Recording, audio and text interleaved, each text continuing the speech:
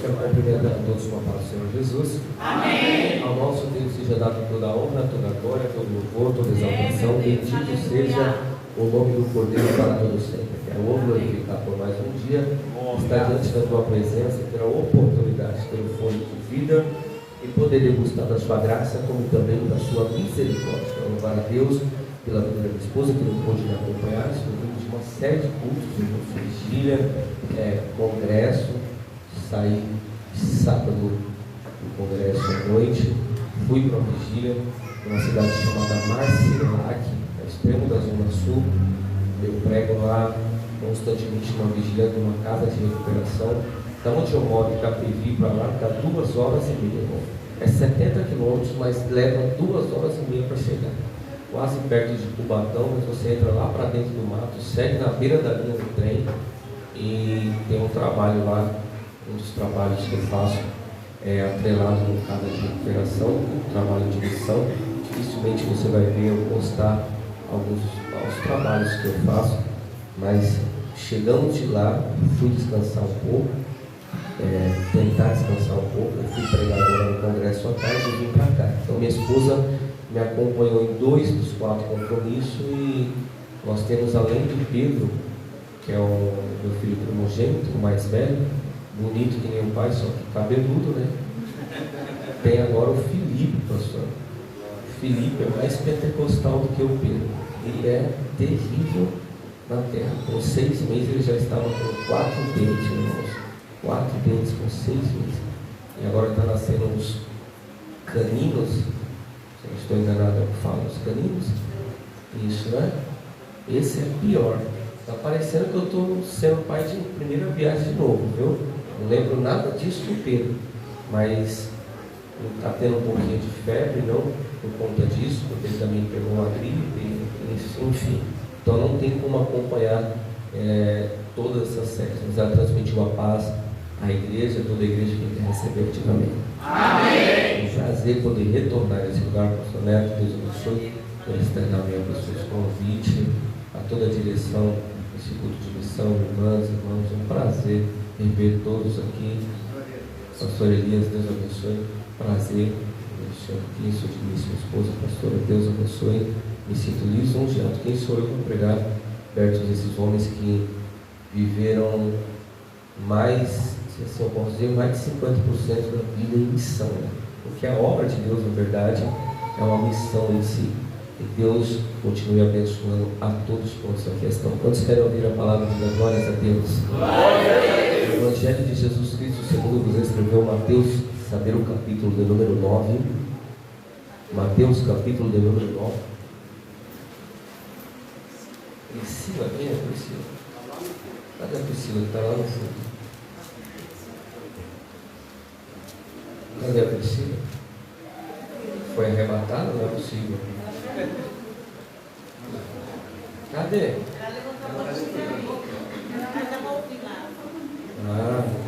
Assim que a igreja ficar de pé no final da palavra, ela já está aqui com o microfone na mão para louvar. Bem, pastor? É a Priscila, né? A Priscila. Sem perda de tempo. O Evangelho de Jesus Cristo, segundo Jesus escreveu Mateus, capítulo de número 9, o verso a saber de número 9.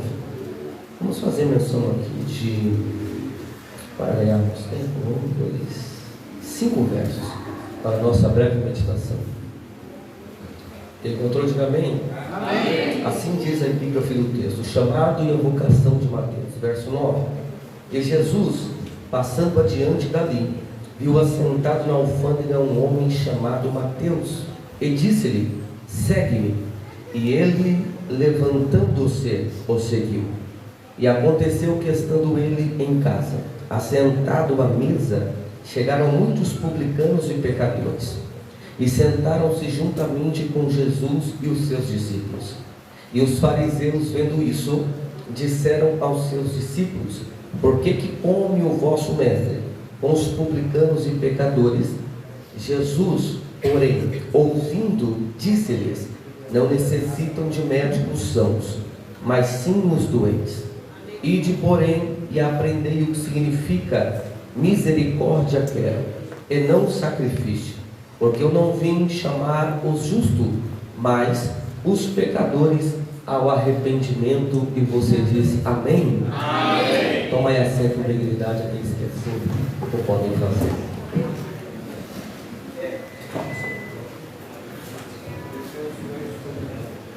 Queridos e amados irmãos, nós abrimos a Bíblia Sagrada mediante um texto de suma importância da palavra de Deus, não diferente dos outros, que pode ser aplicado em todas as áreas das nossas vidas. Na verdade, o texto que nós lemos aqui, alguns versos desse texto, do capítulo 9, vai nos contar a história de no mínimo 3 grandes personagens, a saber, o primeiro, Jesus Cristo Nazareno. Jesus vem de uma cidade para outra, ele vai se deparar com um recinto, com um âmbito, com um habitat, com um lugar chamado alfândega. Alfândega, por sua vez, é um lugar aonde, grosseiramente falando, onde se cobravam os impostos determinados pelo império em questão. O império em questão, dessa vez, ou por sua vez, é conhecido como Império Romano. Roma toma conta de toda Jerusalém, Judéia, os confins da Judéia, e agora ela vai impor um imposto determinado por Roma em um âmbito chamado alfândega, como fora dito. Dentro da alfândega vai existir pessoas trabalhando. Deixa eu dar luz ao seu entendimento. Há alguns que vão dizer que a alfândega era uma espécie de franquia. Quem aqui já comeu um lanche no McDonald's? Diga amém. Amém. Tenho até fome agora, né? McDonald's nada mais do que uma rede de fast food, que ela é franquia. Uma pessoa criou a marca, o logo, todo o padrão, e ela vai permitir, fornecer que você tenha um restaurante com todos os padrões determinados por ela para trabalhar diante dessa marca. Então você compra a marca momentaneamente para poder usar. Então você vai observar que nem todo McDonald's ou toda loja tem o mesmo dono. Assim como outras diversas marcas, por exemplo, concessionárias de carro, Renault, Volkswagen, é uma espécie de franquia onde você vai poder usar a bandeira ou a logo da marca diante de um determinado parâmetro. Para você trabalhar na alfândega ou ter uma alfândega, você não precisaria ser romano. Se você tivesse uma condição financeira, você poderia ter uma alfândega ou trabalhar no período da alfândega. É tão verdade que eu estou dizendo que Mateus, por sua vez, ele não é romano. Mateus, por sua vez, ele é judeu. E ele vai trabalhar na alfândega e galgar aquilo que Roma está pedindo. Se o imposto devido, deixa eu falar na nossa linguagem atual, se o imposto devido, segundo Roma, fosse de R$100, Mateus então cobraria R$300. Pastor, e o que ele fazia com todo esse dinheiro? 100 ele dava a Roma e os outros 200 ele sobejava, lograva, roubava, ele tomava para si, ou seja, ele enriquecia em cima daquilo que Roma estava determinando. Agora, a maior intempérie de você estar dentro da alfândega, ou ter uma alfândega, é que você está roubando os próprios irmãos da sua própria nação. Imagine os Estados Unidos da América vir para o Brasil e pôr um império sobre o Brasil, o seu império sobre o Brasil, e determinar locais de impostos, e que nós tenhamos que pagar impostos para os Estados Unidos. Só que os nossos próprios irmãos de nação estão trabalhando nas alfândegas para cobrar os nossos próprios irmãos. E o detalhe é que eles vão não só cobrar o que os Estados Unidos está pedindo, mas eles vão roubar a sua própria nação. Então nenhuma das ramificações do judaísmo vai olhar para os cobradores de impostos, para a alfândega, com um olhar de amor. Muito pelo contrário, quando estão olhando para Mateus, quando estão olhando para os cobradores de impostos, estão olhando para ele com um olhar de menosprezo, com um olhar de raiva, com um olhar de ódio. A palavra mais propícia seria um olhar de menosprezo, porque o próprio irmão da sua própria nação, convivendo na sua nação, roubando os seus próprios irmãos. Então não há um ar de amor. Quem passa na alfândega olha com um olhar de menosprezo, com um olhar de julgamento. E vamos ser sinceros, o nosso âmbito do ser humano, a nossa liturgia humana, a nossa natureza humana, ela sempre pendeu ao julgamento e ao menosprezo. Tanto é o que eu estou dizendo, que há frases que não são bíblicas, que está no nosso cotidiano. Quem nunca ouviu falar daquela frase que a impressão é a primeira que fica? A impressão é a primeira que fica. Quem nunca julgou ninguém pelo primeiro olhar? Quem nunca olhou para alguém? Quem nunca ouviu o testemunho de alguém, de uma irmã que se levantou com um coque na cabeça, com a sandália simples de dedo e com sua vestimenta simples, e quando você pensa que não, Deus usou ela poderosamente para falar com alguém? Só que nós julgamos pela impressão, e a impressão é a primeira que fica. E você, na verdade, vai conhecer uma pessoa, como diziam os sábios e os antigos. O meu avô, por exemplo, pernambucano, lá das terras áridas do Pernambuco, ele diria que para você conhecer alguém, você tem que comer um saco de sal durante no mínimo 2 anos para entender quem é essa pessoa. Quem é casado vai entender o que eu vou dizer. Você só conhece uma pessoa não é quando você está namorando, não é quando você não está noivo. Você conhece ela quando você casa. E com o passar do tempo você vai entender quem é ela, os trejeitos, o que ela gosta de verdade, as manias que ela tem. Isso só o tempo pode te apresentar. Mas o menosprezo está dentro do nosso âmbito. Algumas pessoas, no mínimo, já foram menosprezadas, no mínimo, uma vez na sua vida. Eu já fui menosprezado porque tinha muito cabelo, e já fui menosprezado porque agora não tenho cabelo nenhum. Eu já fui menosprezado porque estudava pouco, e já fui menosprezado porque já estudei demais. Eu já fui menosprezado porque trabalhava muito, e já fui menosprezado porque trabalhava pouco. Eu já fui menosprezado porque tinha emprego, já fui menosprezado porque estava desempregado. Eu já fui menosprezado pela minha falta de oratória, e já fui menosprezado porque melhorei um pouco, e tentei melhorar um pouco minha oratória. Está no nosso cotidiano ser menosprezado e julgado pelas pessoas. Alguns são julgados porque são mais gordinhos e outros porque são mais magrinhos. Alguns são julgados porque quer fazer a obra de Deus, e alguém vai olhar para você e vai dizer: tudo que tem na casa de Deus ele quer fazer, e alguém vai te criticar porque você quer fazer tudo. E outros vão olhar para você e vão dizer: não está fazendo nada, não faz nada, e fica na igreja vindo como se isso fosse um padrão de vida. E isso é característica humana. Isso nunca vai sair da terra até então o arrebatamento da igreja e o milênio vir para a terra. Isso não vai sair. Paz do Senhor está na natureza humana. Você estudar muito, estudar pouco, é um pré-motivo para alguém te julgar. Pastor, eu vou fazer faculdade, alguém vai te julgar. Eu não vou fazer, alguém vai te julgar. Você vai ganhar muito dinheiro, alguém vai te julgar. Pastor, eu não ganhei nada, alguém vai julgar.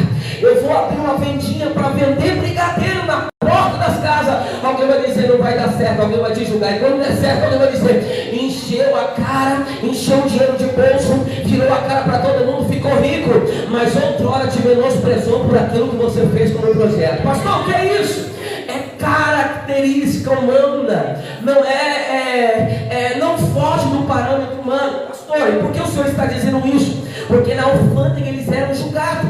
Na verdade, quando os judeus passavam por eles, olhavam com um olhar de menosprezo, porque além de eles conhecer a palavra, estavam logrando os seus próprios irmãos. Ele conhecia o Torá, o Pentateuco, os livros históricos, e pasmem o que eu vou dizer: toda criança do sexo masculino para a transição de menino para homem, ele é levado ao templo, e quando o príncipe da sinagoga abre o rolo, com a mão de prata ele escolhe o texto, e o menino tem que recitar o texto para a sua transição. Por isso que quando Jesus foi levado ao templo com essa idade, as pessoas se pasmam. Por quê? Porque Jesus não só recita o texto, mas ele dá aula para aqueles que estavam esperando ele só falar o texto.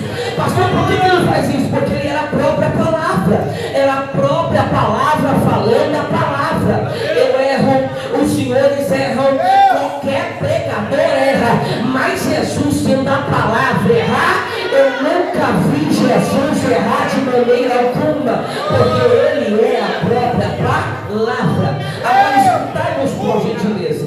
Quem passava pela alfândega, deixa eu abrir um parênteses. Quando eu disser alfândega, eu estou dizendo que é um lugar de menosprezo. Repita comigo: lugar de menosprezo.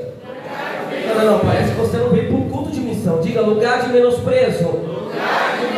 Alfândega é lugar de menosprezo. E a alfândega, de cada um é diferente de um para o outro. De repente a minha alfândega para outras pessoas, eu errar a liturgia, ou errar a minha ortografia, errar as palavras a ser colocadas no meio da mensagem, e talvez a alfândega para mim seja isso. Talvez a alfândega de quem louva é errar as sílabas, e talvez o campo harmônico você desafinar, e alguém vai olhar e vai te menosprezar, e talvez lá seja a sua alfândega.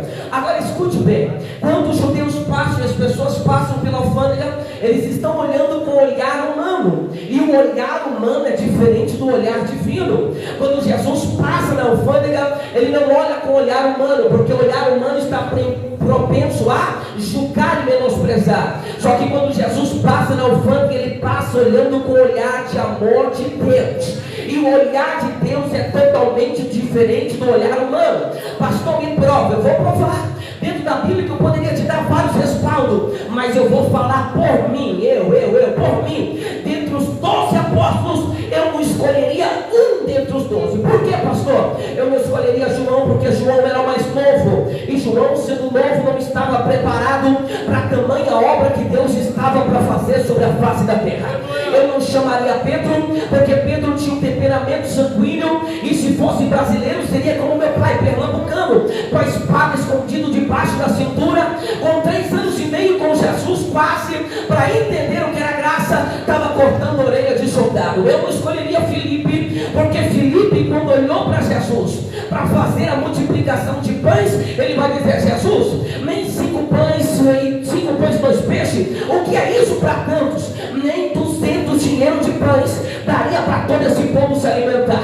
Eu não escolheria Tomé. Pastor, quem é que escolheria Tomé para estar na pleira de obreiro, fazer a obra de fronte, e tudo que vocês fossem fazer, vamos colocar piso? Ele diria: não dá, não vai dar certo, o tempo não é propício, não vai ter contrapiso suficiente. Ele colocaria defeito em tudo. Quem é que escolheria Judas Iscariotes? Jesus, porque pela presciência, sabendo que ele iria o trair, Jesus escolheu. O que é isso? É olhar divino. O olhar divino chama aquilo que a sociedade não quer chamar. O olhar divino escolhe aquele que ninguém quer se escolher. Pastor, o que é isso? É o olhar divino. Jesus não olha como o homem enxerga. Além dele olhar o exterior, ele também enxerga o interior. Mas Deus vai muito mais além do que isso.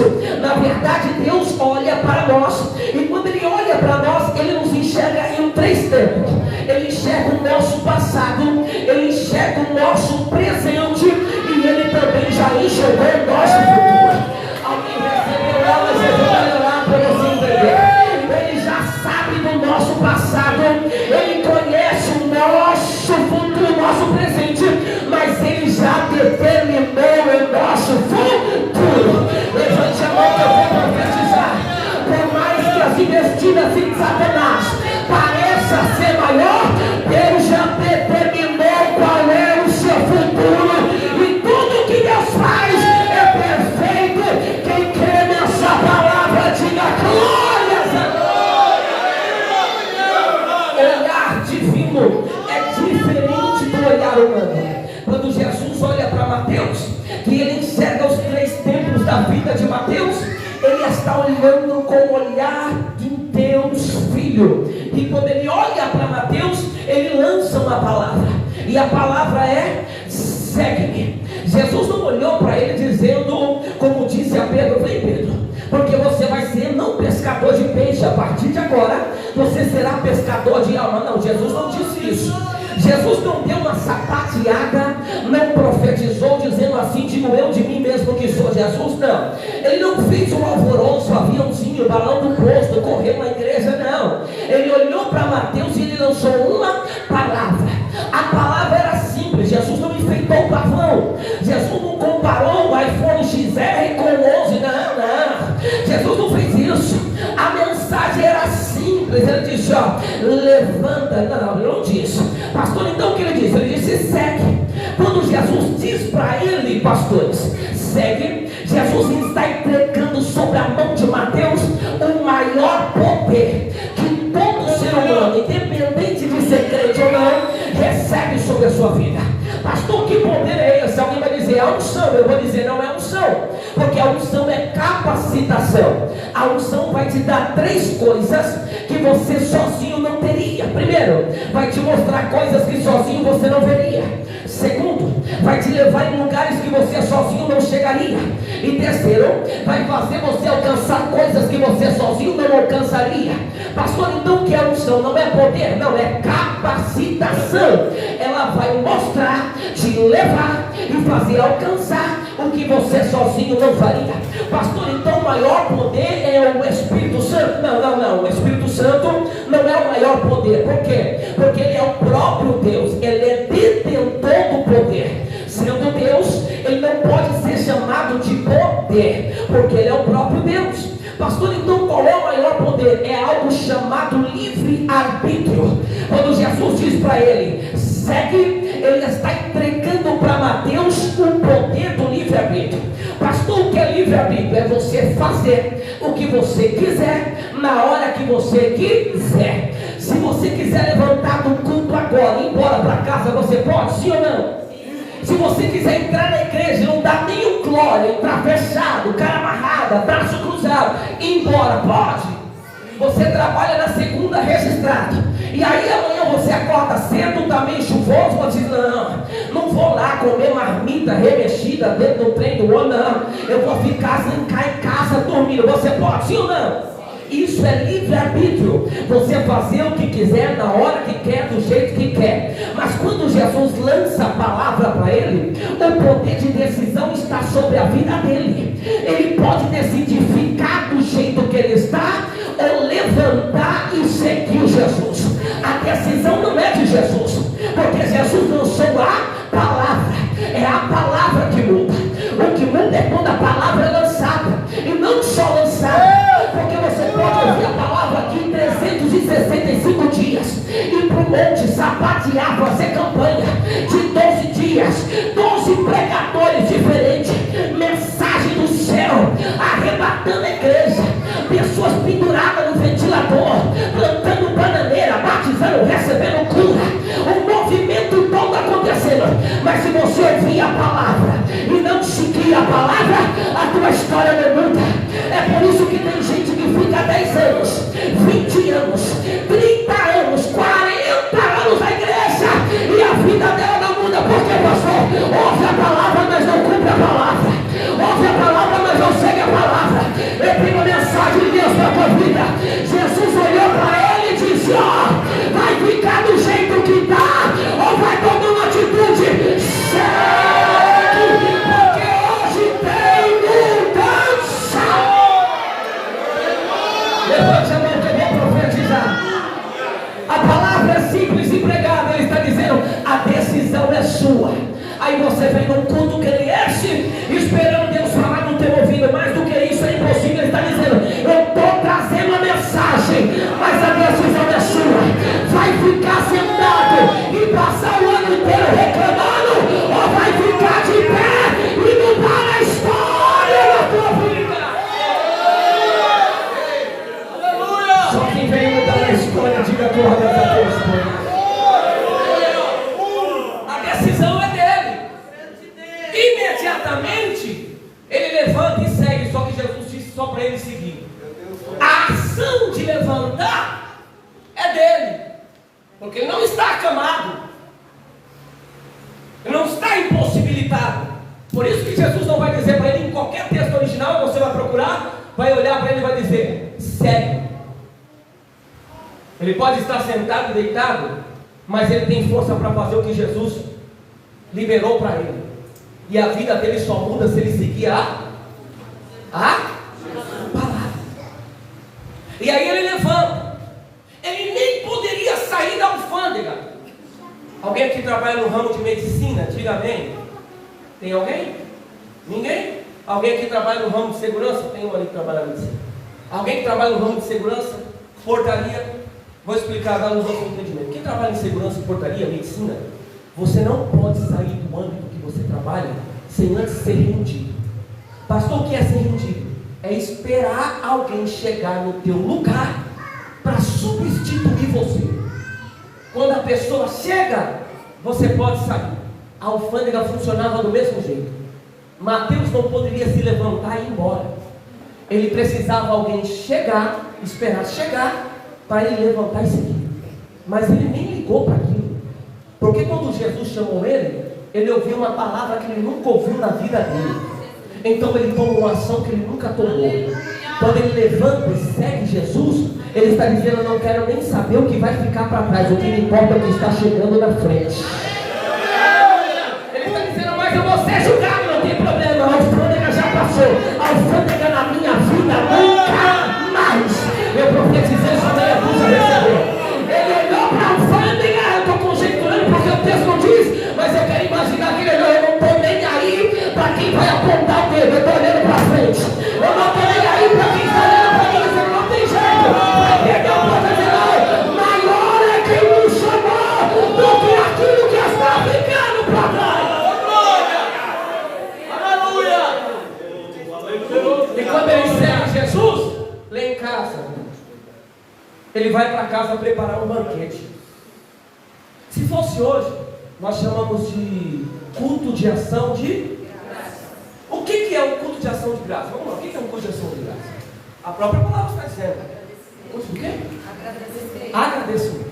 Então você vai fazer um culto em casa por algo que você recebeu para agradecer. Vamos lá, Jesus olha para ele e vai dizer: segue.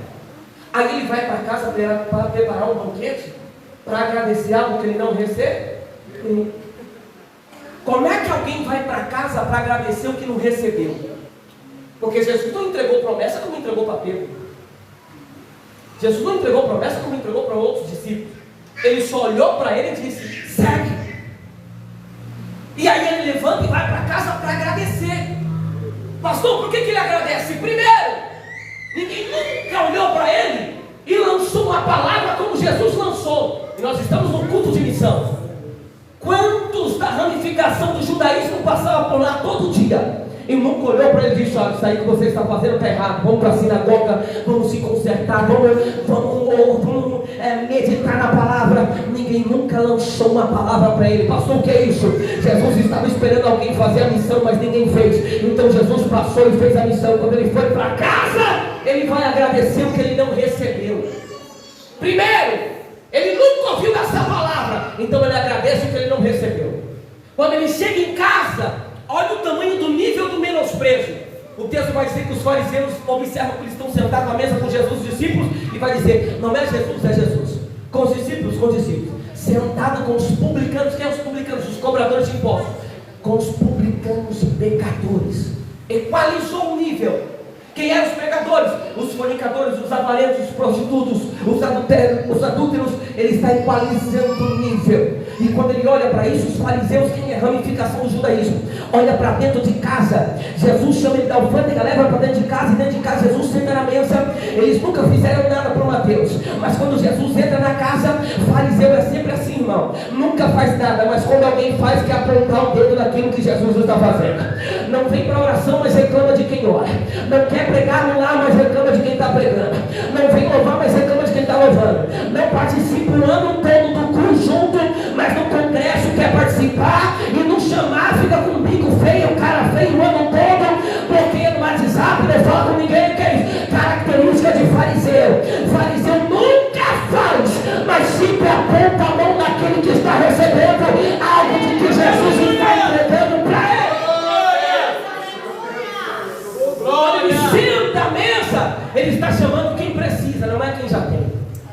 E aí os fariseus na porta estão criticando: por que Jesus está sentado com ele? Não é pecador? É pecador. Não, por que Jesus está sentado com ele? Não, não é, não falha, é falha. Mas e aí? Aí Jesus olha para eles e vai dizer: eu não vim chamar quem já tem. Eu vou traduzir para o nosso intelecto. Eu não vim derramar unção para quem já acha que é cheio de unção. Não, eu vou melhorar isso aqui. Eu não vim abrir a porta para quem já tem a porta aberta e acha que não precisa de porta. Ele está dizendo: não, eu não vim trazer cura para quem já se sente curado. Eu estou profetizando, mas tem gente que não está entendendo. Eu não vim abrir a porta de faculdade para quem já acha que só um curso é suficiente para ele. Não. Eu não vim trazer libertação para quem já acha que é liberto. Eu vim trazer para quem ainda não recebeu. Como os fariseus conheciam de Bíblia, Jesus vai citar um texto para eles também. Oséias 6,6 ele vai dizer: misericórdia quer e não sacrifício. Por isso que ele vai continuar: eu não vim chamar os justos, mas eu vim chamar os pecadores ao arrependimento. Ele está dizendo: a igreja não é para os santos. Ele está dizendo isso: a igreja não. A igreja é para nós que somos pecadores. Por isso que eu chamo que nós como igreja, não estou falando do templo, nós como igreja somos placas. Por que placa, pastor? Eu viajo o Brasil inteiro de carro para cima e para baixo. Hoje menos, por conta das crianças. Mas na minha época, GPS, que nem tem celular hoje, esquece. Para você ter condição de comprar um GPS, o GPS era do tamanho de uma Bíblia. Você pendurava lá no carro e você andava. Quem não sabia andar de GPS, que não tinha condição de comprar, como eu não tinha, eu seguia o quê? As placas para chegar no carro. Então quando eu olhava para a placa, e eu via lá Rio de Janeiro, Rio de Janeiro. Ribeirão, eu seguia a placa. A Bíblia diz que Jesus é o caminho, a verdade e a vida. Você só entra no caminho certo quando você segue alguma placa que está indicando o caminho. Por isso que o seu testemunho é a placa do teu ministério. Por isso aquilo que você tem como vida e característica de vida é o que mais prega do que qualquer milhão de palavras. A sua atitude, a sua ação te encaminha, faz você encaminhar alguém para Cristo. Quando alguém olha para você e diz: ser crente que nem ele, eu estou fora, a placa indicativa está errada. Mas quando alguém olha para você e diz: eu quero ser crente que nem ele, eu quero ser crente que nem ela, a sua indicação é para o caminho que é Jesus. Em casa, Jesus dá uma aula de Bíblia para os fariseus que estão na porta. Resumindo, eu encerro. Na verdade, Jesus fez tudo isso para Mateus para entregar duas coisas. Quem quer saber o que Jesus entrega, diga amém. Amém. Você não quer saber, não? Quando eu vier o ano que vem, eu conto. Quem quer saber, diga amém. Amém. Primeiro, Jesus vai entregar algo para ele na alfândega, quando ninguém olhava para ele com um olhar de amor. Pastor, o que Jesus entrega? Algo chamado graça. Glória a Deus. Se eu perguntar para qualquer neófito na fé com 10 aulas de escola dominical, ele vai me dizer: pastor, eu sei o que é graça. E eu perguntaria: o que é? Ele diria: é aquilo que eu não mereço, mas eu recebo. Ele nem merecia sair da alfândega, mas o olhar não é humano. Eu vou repetir porque alguém não entendeu. Você nem merecia estar aqui, mas quando Jesus olhou para você, como olhou para mim na alfândega, ele disse: não, levanta-te, não, segue, porque aquilo que você não merece é o que eu tenho para entregar para você. Talvez alguém vindo aqui todo pomposo, nariz empinado: pastor, eu prego muito, prega nada. Se eu não tivesse aqui, teria 10 pregadores aqui. Se o Espírito se retirar, eu sou uma carcaça velha. Pastor, que isso é graça. Eu nem merecia estar aqui falando, mas a graça dele. Vamos ser mais sinceros. Numa pandemia que nós passamos, vamos ser sinceros, quem se cuidou 100%? Estou falando 100%.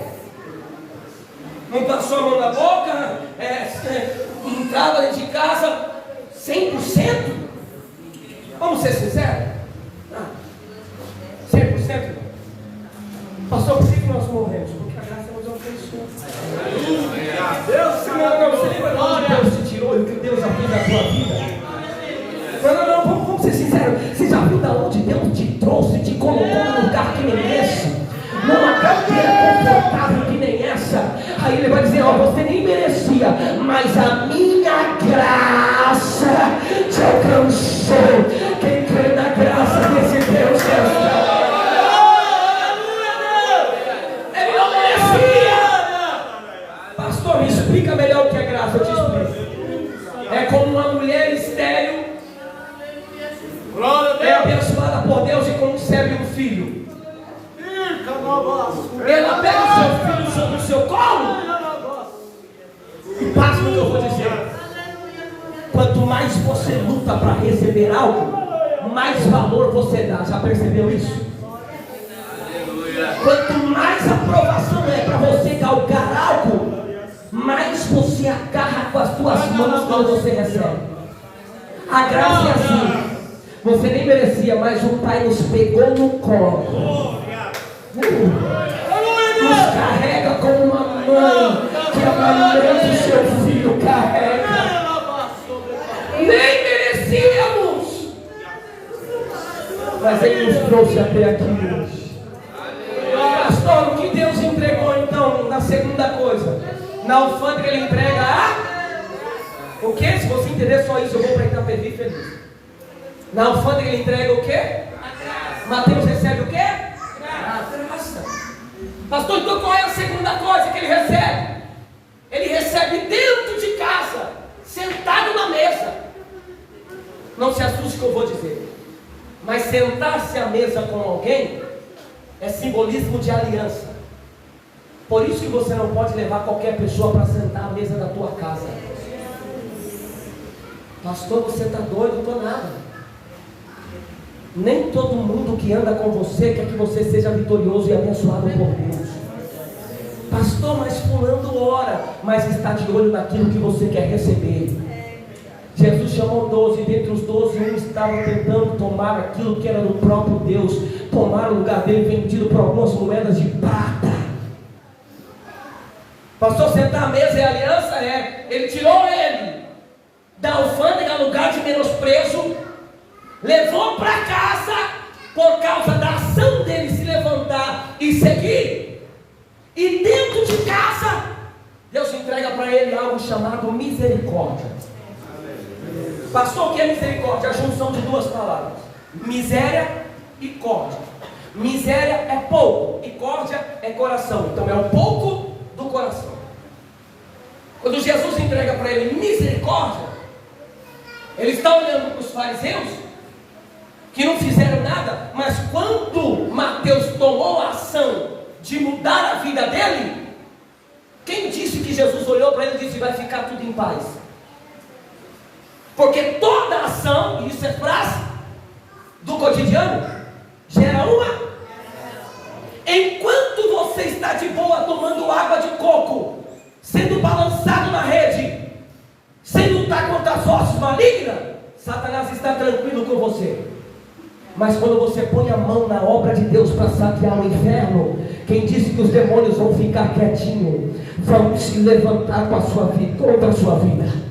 É por isso que todas as vezes que você está perto de alcançar algo de Deus, sobrevém sobre a sua vida algo que você acha que não vai suportar. Mas já olhou para o teu passado? Quantas situações que você disse que não ia aguentar, mas chegou aqui até o culto de hoje, está vivo, forte, dando glória, e nem imaginaria que estaria aqui. Deus entrega para ele na casa misericórdia. Pastor, então o que é misericórdia? Eu te explico em sério.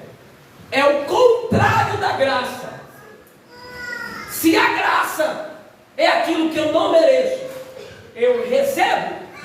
A misericórdia é aquilo que eu mereço, eu não recebo. Complicou, né? Eu te explico. A Bíblia diz que o salário do pecado é a morte. Então é o quê? A morte. E a Bíblia vai dizer que todo aquele que diz que não tem pecado, esse já pecou. Pois é mentiroso. É a Bíblia que diz, não sou eu. Então, se nós nascemos da natureza pecaminosa e somos pecadores, por que nós não morremos? Aleluia! Não entendemos que eu vou apertar a tecla SAP para você. Meu Deus! João vai dizer: o verbo se fez carne e habitou no meio de nós. Aí ele fica 30 anos. Com 30 anos inicia o seu ministério, quase 3 anos e meio. Com quase 3 anos e meio ele vai para um monte chamado Monte Caveira, ou Monte Gólgota. Ele vai ser cuspido, vai ser chicoteado, recebe uma coroa de espinho. Os seus pés são pregados para cumprir a promessa do livro de Gênesis. A serpente feriria o seu calcanhar e os pés estão juntos, cravados. As suas palmas estão abertas e estão cravados sobre uma cruz que não era para ele. Aí ele verte o seu sangue sobre a cruz. Com o sangue vertido, ele entrega o seu espírito, sua alma, e fica 3 dias. Ao terceiro dia ele vai ressuscitar. Quando ele ressuscita, eu não quero nem entrar no âmbito teológico. Vai dizer: pastor, foi, não foi, foi, não foi. Mas para mim, ele foi lá no inferno, tomou a chave do inferno, pegou a chave da morte para cumprir a palavra pisando sobre a cabeça da serpente, depois de ter ressuscitado. Aí escute isso: todos os dias que nós pecamos, há um julgamento sobre as nossas vidas. Porque Satanás conhece a Bíblia de hebraico, aramaico, grego, latim, em qualquer língua que você imagina. Então quando ele olha para nós e ele sabe que nós pecamos, ele, como promotor de acusação, ele pega a nossa causa na mão e vai diante do juiz que é Deus.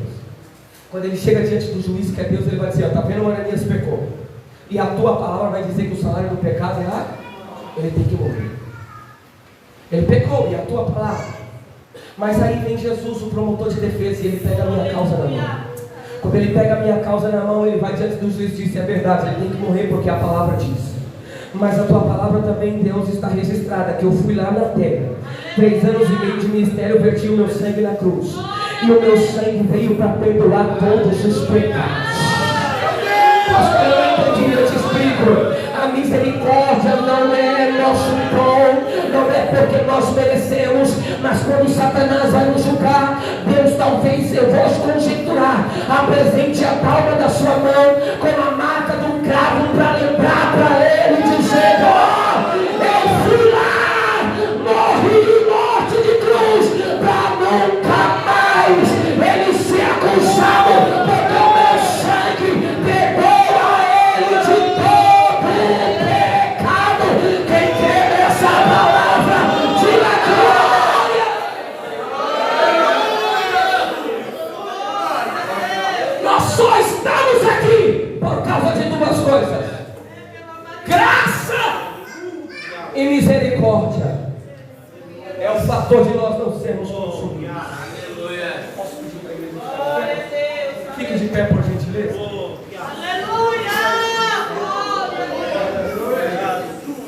Aleluia! Quando ninguém olhava para nós como Deus nos olhou, a graça dele nos alcançou. E aí, quando o inimigo queria te parar, te acusando, a misericórdia dele nos alcançou. Graça e misericórdia.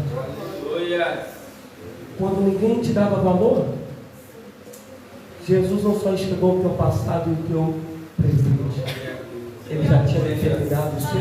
Glórias a Deus! Aleluia!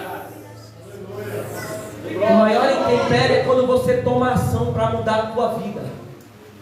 Porque Jesus vai para a tua casa fazer aliança com você, e quem nunca te ajudou vai te julgar por aquilo que você está recebendo. Pastor, o que você está dizendo? Que não vai ficar nada no banho-maria. Pastor, mas o negócio está apertado. Mas se você tomar uma decisão, nunca mais você vai viver o que você estava vivendo. Pastor, vai ter acusação, mas Deus está na casa. Pastor, vai ter apontamento, mas Deus está sentado na mesa. Pastor, alguém vai me humilhar, pode até tentar te humilhar, mas Jesus está sentado com você na mesa, fazendo aliança com você. Jesus, eu não tenho capacidade, mas aí Jesus está olhando: não chamei quem já tem, eu chamei quem não tem, para você entender que isso é milagre. Quando você não pode, Deus faz, isso se chama milagre. Todo mundo, em um período da sua vida, passa pela alfândega. Talvez a tua alfândega seja uma enfermidade. Talvez a tua alfândega seja lá dentro da tua casa com a tua família. Talvez a alfândega que você está passando é um período que você precisa de libertação. Mas agora eu vou resumir para você entender isso e nunca mais esquecer. A palavra foi lançada, a palavra foi pregada. Repita comigo: a palavra foi pregada. Quando Jesus disse para ele: segue-me, a ação é de quem? É de Jesus ou é dele? A ação é de quem? Dele. Ele fica sentado, levanta para mudar a história. E aí ele vai para casa. Eu estou contando alguns segredos. Ele não fica parado, o poder de decisão está sobre ele. Pastor, me explica. Eu estou dizendo que o poder de decisão está sobre você. A mensagem é pregada todo dia. Todo culto que você vem tem palavra. Pastor, por que eu fiz campanha de 12 dias e não mudei? Porque a palavra que foi pregada você não seguiu. Deus está dizendo: tome uma ação, que eu faço aquilo que você não pode fazer. Vou te dizer algo. Eu vou pregar na vigília lá em Marcelo. Eu vou pregar lá 2 horas. E casa de recuperação você sabe que não tem oferta. Não tem como você ter oferta. É casa de recuperação, irmão. Você tem que ir lá para abençoar. É ao contrário. 2 horas para ir, 2 horas para voltar. Eu falei: Deus, eu preciso ser abençoado e meu celular está quebrado. E eu vou prestar vigília. Eu não sei como eu volto, mas eu vou. Cheguei lá, tinha uns empresários. Os empresários dizendo: pastor, eu senti de te abençoar. Eu falei: eu senti de receber. A ação, irmão, Deus lançou a palavra. A ação é de quem? Deus quer liberar a bênção para você. Não, eu vou ficar sentado aqui, não quero não. Fica aí, tá não. Eu senti de te abençoar. E eu senti de receber. Já levantei a mão. Ele falou: pastor, é porque Deus tocou no meu coração de te dar um celular. E Deus tocou no meu coração para receber. Glória a Deus! Só que quando você vai pedir algo para Deus, você tem que ser específico naquilo que você quer. E aí eu passei as configurações para Jesus. Eu devia ter passado algo melhor. Não é questão de iPhone, nem gosto de iPhone. Não gosto, já tinha, mas não gosto. Me adaptei, não é isso. Aí eu passei as configurações para Jesus. Acredite se você quiser. Depois, se você quiser, pega meu WhatsApp e eu vou mandar mensagem do telefone novo para você e manda foto dele. Câmera de 108, 8 GB de RAM e memória de 128. Gravado! Eu só não falei a marca, mas Deus surpreendeu aquilo que eu nem pedi. Eu só falei: Deus, eu preciso de um celular assim, assim, assim, porque esse aqui já não dá mais. Tem 2 meninos, pega a câmera, já quebrou a câmera, mexe para lá, mexe para cá. Quem tem criança sabe o que eu estou dizendo. Pastor, o que é isso? Poder de decisão. Eu fui para um lugar que na ótica humana não tem expectativa, mas eu fui conhecendo o Deus que eu sirvo. Pastor, me explica, eu te explico. Eu queria tanto fazer medicina, mas eu não tenho condição. Eu conheço um Deus que tem. Eu queria tanto fazer administração e eu não tinha condição, mas eu saí pelo poder da palavra e fiz sem pagar um centavo. Pastor, o que é isso? Poder de convicção. Vou contar aqui só algo bem pequeno para você entender. Na época que se entregava currículo de papel, eu fiquei um período parado, fui na consagração, e aí eu ouvi uma mensagem desse poder de decisão: vou mudar minha vida agora. Peguei 3 currículos, pastor. 3. Falei: vou entregar em 3 empresas que eu quero trabalhar. E naquela época não era celular como você tem agora. Você deixava recado em casa para você depois retornar. Não vou nem contar a minha idade para não te assustar. E aí eu entreguei 3 currículos em 3 empresas que eu queria trabalhar. Aí a igreja falou: precisamos consertar o telhado da igreja. Tem os irmãos que podem vir. Ninguém vinha. Eu levantei uma mão, levantei as 2 e eu vou. Mas não conheço nada, desculpa o linguajar, não manjo nada disso. Mas fui lá carregar a telha, fui lá carregar madeira, carregar prego. E aí passou uma semana. As 3 empresas deixou recado. A providência, pastor Neto, foi tão grande que eu trabalhei 15 anos numa empresa multinacional. E todo ano que passava, não estou falando de dissídio não, porque dissídio já é padrão. Todo ano Deus me abençoava e os 15 anos Deus galgava um aumento de salário para mim e eu mudava de casa. Pastor, o que é isso? Poder de decisão. A palavra já foi pregada. Só que para mudar a tua história, você tem que sair da alfândega que você vive e tomar uma ação, chegando aqui diante de Deus, para entender que Ele é o detentor de todo o poder e pode mudar a tua história. Vou fazer um ato profético e encerro para você, louvor. Só quem está se sentindo na alfândega e precisa de uma resposta de Deus agora, sai do teu lugar agora rapidamente e vem aqui à frente. Eu tenho 2 minutos para encerrar. 2, não é muito, é 2 minutos. Meu Deus! Pastor, mas não está tendo movimento. Movimento, irmão, é no plano espiritual, Deus batalhando pela tua causa. Posso pedir para o povo ficar nessa parte aqui de cima, pastor? Posso? Fica à vontade. Pode, suba aqui. Meu Deus, aleluia. Aleluia. chegue mais perto. Posso pedir um favor, quem conseguir? Pode se prostrar diante do altar de Deus, se ajoelhar diante do altar de Deus. É a alfândega, irmão. Meu Deus! Na alfândega, Deus só disse para ele: segue. Deus pediu para ele levantar, porque a ação de levantar era dele. Deus só pediu para ele seguir. Aleluia! Ato profético. Eu conto até 3, e quando eu contar até 3, você fica de pé, como um ato profético que você está saindo da alfândega e indo para a tua casa. Se eu fosse você, um ato profético, eu já levantaria a mão agradecendo a Deus por aquilo que você me recebeu.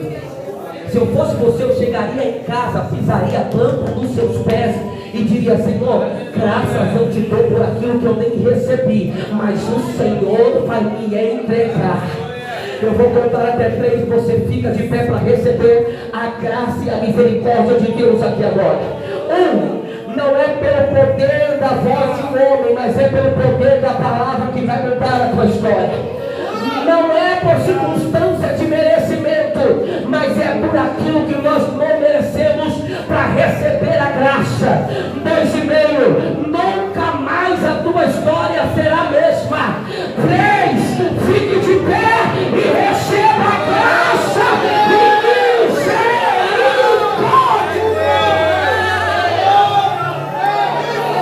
Quem pode agradecer a Ele?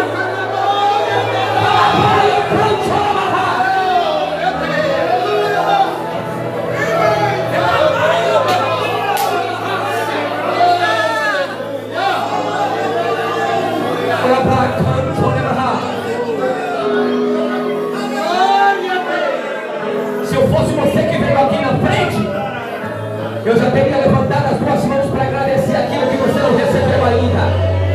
Eu estou contando um segredo para a tua vida.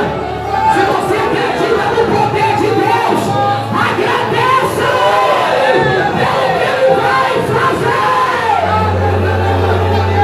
Receba graça e misericórdia agora. Receba graça e misericórdia agora.